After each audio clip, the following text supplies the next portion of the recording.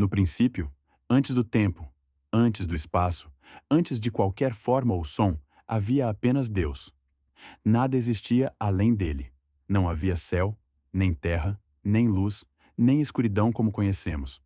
Apenas o silêncio absoluto e a vontade criadora. Então, Deus falou. E a sua palavra rompeu o vazio. A luz surgiu, separando-se das trevas, e pela primeira vez o tempo começou a existir. Houve manhã, houve noite. O primeiro dia estava completo. Não como resultado do acaso, mas como fruto de uma ordem divina. No segundo dia, Deus separou as águas, criando os céus, um espaço entre o que estava acima e o que estava abaixo. Um limite invisível, mas perfeito. Tudo obedecia à sua voz. No terceiro dia, a terra seca apareceu. Oceanos foram reunidos, continentes se formaram. E sobre a terra, Deus fez brotar a vida, árvores, plantas, sementes. Tudo carregava em si a capacidade de gerar vida novamente. Nada era estéril.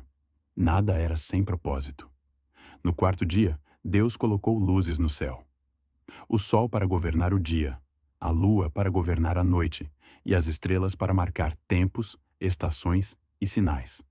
Não eram deuses, nem forças místicas. Eram apenas criações, obedientes ao Criador. No quinto dia, as águas se encheram de seres vivos. Peixes de toda espécie, criaturas grandiosas e invisíveis. E nos céus, aves cortaram o vento pela primeira vez. Deus viu que era bom. No sexto dia, a terra produziu animais, selvagens, domésticos, pequenos e grandes, cada um segundo sua espécie. Mas algo ainda estava faltando. Então Deus disse algo diferente. Façamos o homem à nossa imagem, conforme a nossa semelhança. O ser humano não foi moldado apenas pela palavra, mas pelas mãos de Deus. Do pó da terra, ele formou o corpo, e então soprou o fôlego da vida. O homem tornou-se alma vivente. Seu nome era Adão. Deus o colocou em um jardim preparado especialmente para ele, o Éden. Um lugar de harmonia, abundância e presença divina. Ali, Adão caminhava com Deus. Não havia medo, não havia vergonha, não havia morte. Depois, Deus viu que não era bom que o homem estivesse só, e da própria carne de Adão formou a mulher, Eva. Não inferior, não superior, mas complemento. E os dois eram um. No centro do jardim havia duas árvores especiais, a árvore da vida e a árvore do conhecimento do bem e do mal. Deus deu liberdade, mas também deu um limite. Comer de tudo era permitido, exceto de uma. O limite não era punição, era confiança. Mas a serpente surgiu, astuta, silenciosa, questionadora. Não negou Deus de imediato, apenas distorceu suas palavras. Foi isso mesmo que Deus disse? Perguntou. A dúvida entrou antes da desobediência. Eva olhou para o fruto. Parecia bom, parecia desejável, parecia inofensivo. E ela comeu. Depois deu a Adão, que também comeu. Naquele instante, algo se quebrou. Eles perceberam que estavam nus. A inocência se perdeu. O medo nasceu. Quando ouviram a voz de Deus no jardim, não correram ao encontro dele. Se esconderam. Pela primeira vez, o ser humano se afastou do Criador. Deus os chamou. Não porque não soubesse onde estavam, mas porque queria que eles respondessem. A consequência veio. A terra seria difícil. O trabalho seria árduo. A dor passaria a existir. E o homem foi expulso do Éden. Mas mesmo ali, Deus deixou uma promessa. A descendência da mulher pisaria a cabeça da serpente. A história não terminava ali. Fora do jardim, Adão e Eva tiveram filhos. Caim e Abel. Um agricultor, outro pastor. Ambos ofereceram sacrifícios a Deus. Mas o coração de Caim estava cheio de inveja. Deus o advertiu. O pecado jaz à porta. Mas Caim não ouviu. Ele matou seu próprio irmão. O primeiro sangue humano derramado não foi por guerra, mas por inveja. E novamente, Deus perguntou: onde está Abel? Não por ignorância, mas por justiça. Caim foi marcado e afastado. A humanidade crescia, mas também crescia o pecado. Gerações se passaram. A maldade se espalhou pela terra. O coração do homem se inclinava continuamente para o mal.